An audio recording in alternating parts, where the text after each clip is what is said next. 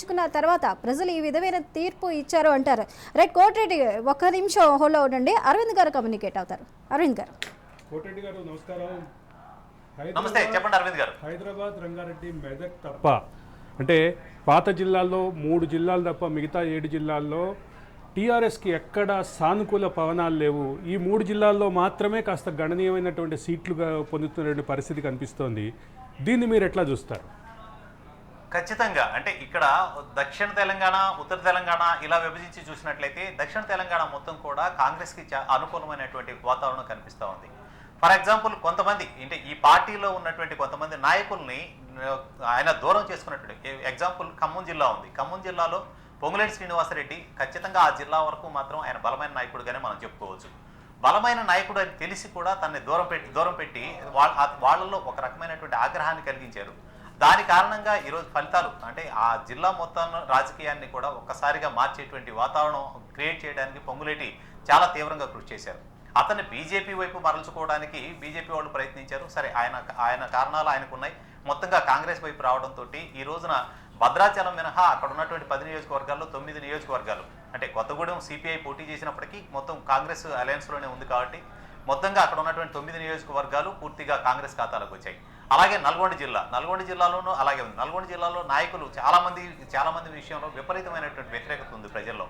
అక్కడ అంటే మట్టి దగ్గర నుంచి ఇసుక దగ్గర నుంచి వాళ్ళు చేయనటువంటి అక్రమాలు లేవనేటువంటి ఆరోపణలు మనం చాలాసార్లు చూసాం. కానీ వాళ్ళ మీద ఎక్కడా కూడా చర్యలు తీసుకున్నటువంటిది మనకి కనిపించడం లేదు.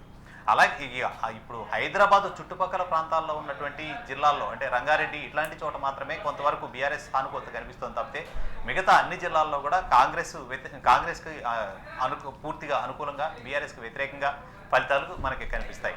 ఇంకొక విషయం కూడా ఇక్కడ గమనించారు.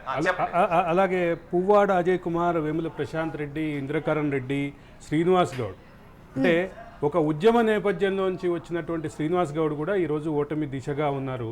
దీన్ని ఎట్లా చూస్తారు మీరు?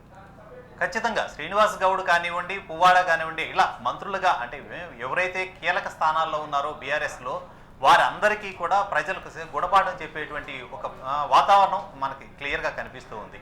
అంటే వీళ్ళు పదవులైతే అనుభవించారు, ఉద్యమ నేపథ్యం నుంచి వచ్చి ఉండవచ్చు. కానీ ఎప్పుడైతే ఉద్యమ నేపథ్యం నుంచి రాజకీయ నాయకులుగా వీళ్ళు ఎదిగారో, రాజకీయాన్ని చేయడం మొదలుపెట్టారో అప్పుడు ప్రజలకి దూరం అవుతూ వచ్చారు. వీళ్ళు చేసినటువంటిది మనం అక్కడ చూడాల్సిందే. అదే ఎవరైతే ప్రజానాయకుడిగా చెప్పుకుంటున్నారో వాళ్ళు స్థానికంగా ఉన్నటువంటి ప్రజలకి చాలా దూరం అయ్యారు.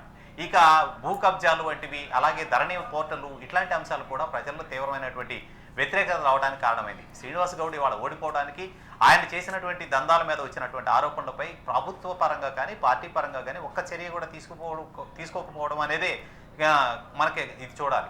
అదొక్కటే కాదు, ఇప్పుడు బీజేపీలో కూడా కీలక నాయకులు ఇప్పుడు ఈటెల కానివ్వండి, రఘునందన్ రావు, అలాగే బండి సంజయ్ ఇలాంటి వాళ్ళంతా కూడా వెనక అంటే ఎవరైతే మేము కీ రోల్లో ఉన్నామో, మేము పెద్ద నాయకులు అనుకున్నారో వీళ్ళందరినీ కూడా ప్రజలు ఒక రకంగా పక్కన పెట్టేటువంటి వాతావరణం మనకి స్పష్టంగా కనిపిస్తూ ఉంది.